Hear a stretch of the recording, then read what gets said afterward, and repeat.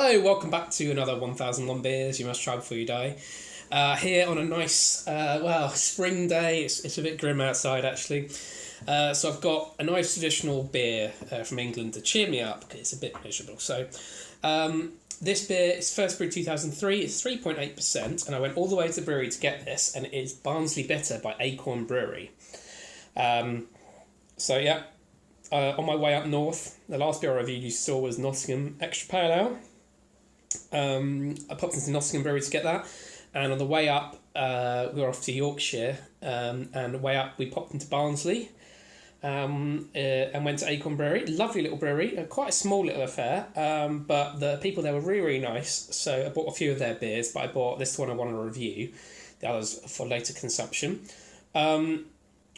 Love the design, really classic design. It's actually a different one from the picture in the book, but I much prefer this new one. It looks really, really smart, really classic, and really lots of nice information on it. So it says the famous Barnsley Bitter. I'll explain why it's famous in a minute, because there's some interesting controversy there. So rich chestnut malty ale, 3.8%, brewed in Barnsley, Yorkshire. Ingredients: water, malted barley, hops and yeast. But it does say which malt I use and which hops I use. I like that. I really like it when people when beers do that. So Maris Otter, Crystal and Pale Chocolate malt and UK Challenger hops.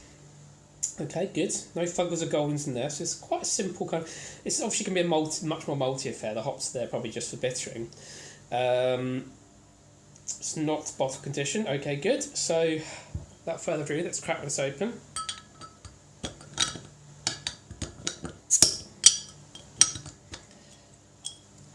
There's a nice little bottle cap with 2 acorns on it. Got a nice glass here from Loddon Brewery, just up the road from me. We're doing some very interesting things now.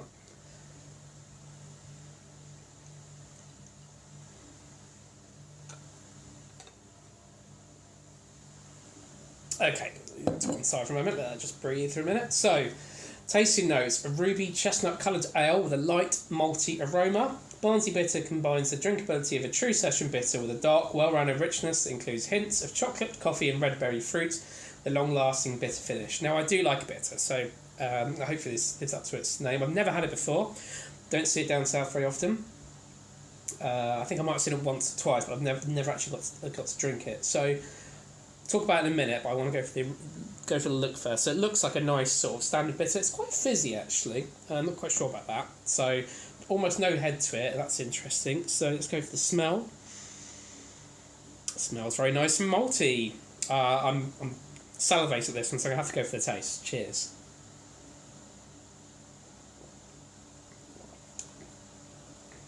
Oh yeah, that's a nice bitter. Bags of flavour of 3.8%. Really nice malty backbone.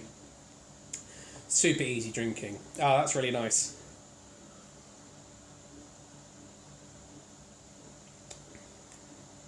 Yeah, super tasty. Really nice grain taste to it. The aftertaste is really nice. Really sort of caramelly. They used to be 3 different Barnsley Bitters. Apparently the original Barnsley Bitter was a rich malty ale, which this is, revered across the north of England. However, in the 1960s, the Barnsley Brewery was bought by John Smiths. They stopped making Barnsley Bitter. 1997, Oakwell Brewery opened on the original site of the Barnsley Brewery. Then another Barnsley Bitter was brewed in nearby Elscar and in the coastal resort of Blackpool. Both ventures failed, but the brewer from Elscar went on to found Acorn, the outskirts of Barnsley. And now apparently both Oakwell Brewery and Acorn Brewery brew a 3.8% dark ale called Barnsley Bitter, each claiming a genuine lineage to the original. Apparently Oakwell tends to shun publicity and focus on supplying a local market, whereas Acorn has ambitious plans and is rapidly gaining a national reputation. Okay, so I'd never heard of Oakwell. I had heard of Acorn, so that's obviously true.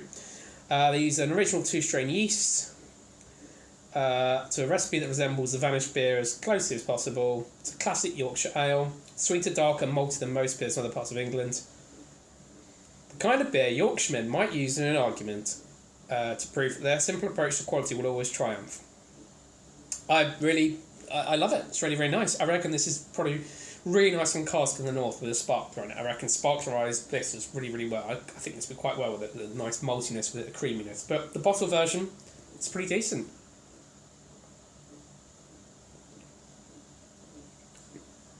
I love a beer with multi-flavour at 3.8. I'm sure many craft beer fans would find this quite boring.